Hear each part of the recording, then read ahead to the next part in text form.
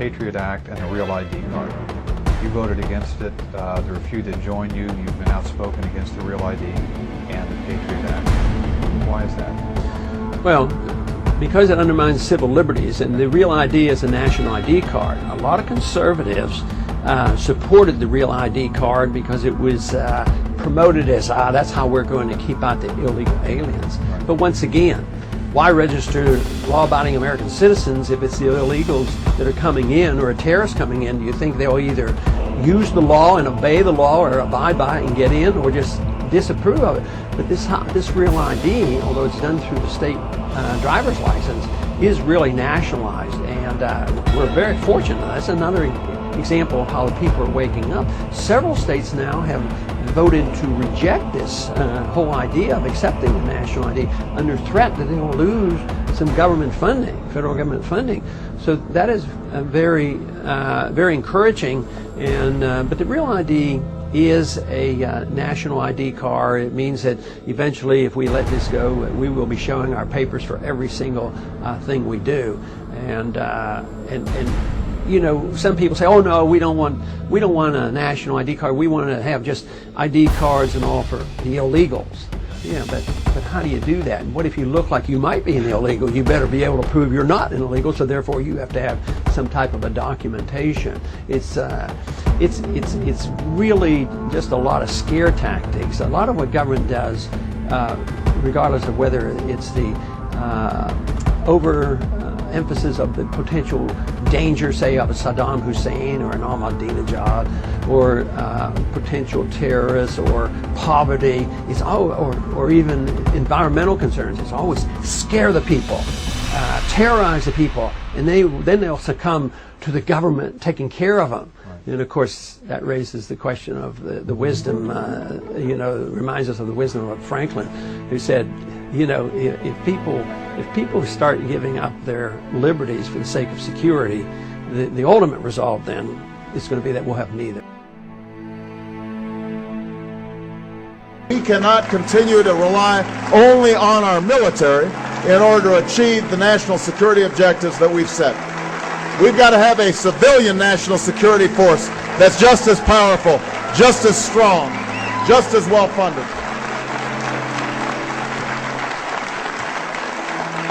Participate. Citizenship is not an entitlement program. It comes with responsibilities. Everybody somewhere between the ages of 18 and 25 will serve 3 months of basic training and understanding in a kind of civil defense. That universal sense of service, somewhere between ages 18 and 25, will give Americans, once again, a sense of what they are to be American and their contribution to a country and a common experience.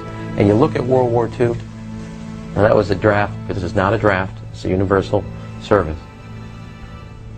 It is not an accident that we started our big march towards civil rights and expanding post-World War II, because the country came through an experience together. So is this compulsory then? Well, you have to, in a sense, it's a required of everybody, 18 to 25, 3 months.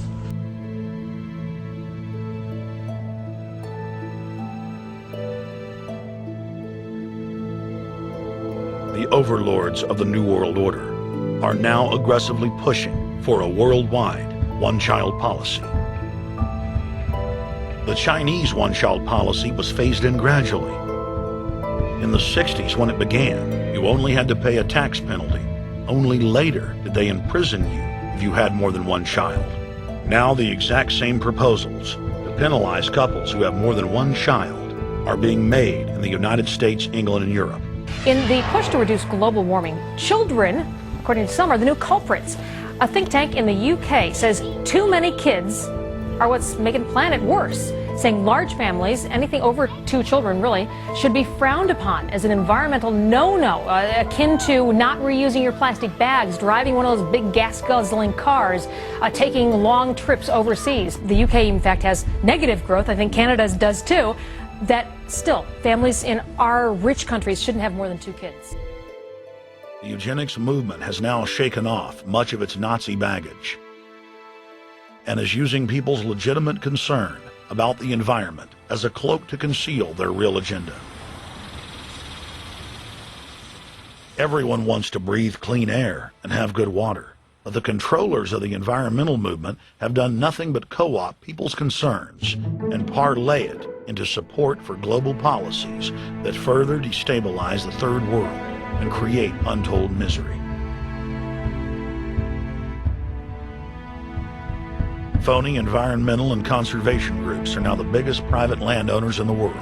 They lobby government to take property away from local populations, only to develop it themselves later. When the U.S. military dumps millions of gallons of nerve gas on the east coast of the U.S., they don't say a word.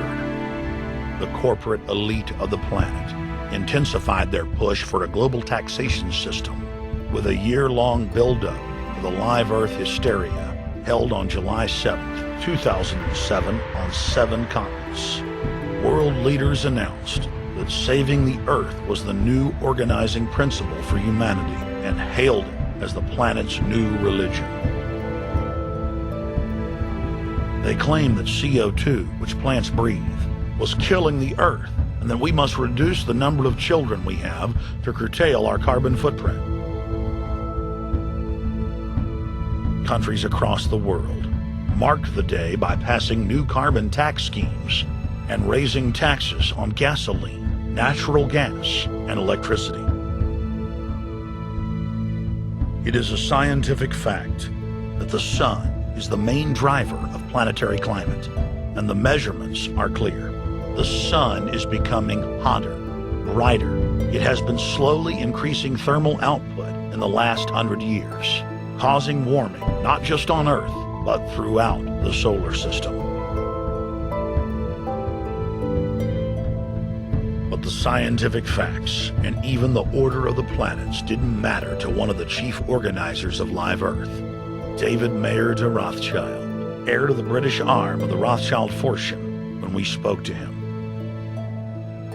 When I called Rothschild on the order of the planets, he just laughed, thinking the audience wouldn't get it.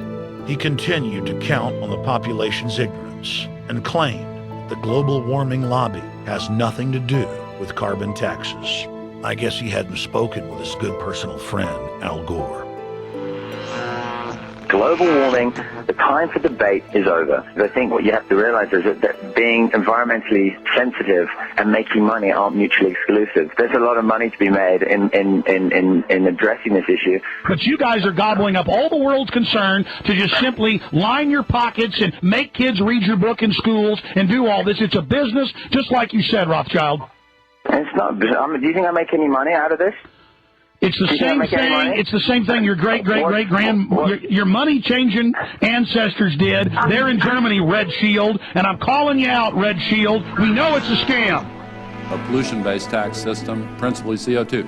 We're causing it mainly, vast majority of it. The consequences are bad and will be catastrophic unless we act. The polar ice caps of Mars are receding at several miles a year, much faster than ours, and that the moons of Saturn and Jupiter are melting. In fact, several of their moons were ice and are now liquid seas. Now, how are SUVs causing that, David Rothschild? That's because those planets are closer to the sun, my friend. No, Jupiter and Saturn are not closer to the sun. Neither is Mars. Yes, sir. I think you'll find, right, that the very simple matter, and what I wanted to say, and this is my final point, forget your taxation theory, because actually it's not taxation. Put a price on the carbon. A tax is the best way. Cap and trade can also do it. If there were a carbon-based tax, would there be a need for an economy-wide cap and trade system? They are not either or. We can do both. I am in favor of both. Now we will reveal what Barack Obama and his controllers' true agenda is. Number 1, bring the United States under the complete regulatory control of a private offshore superbank known as the Bank of the World.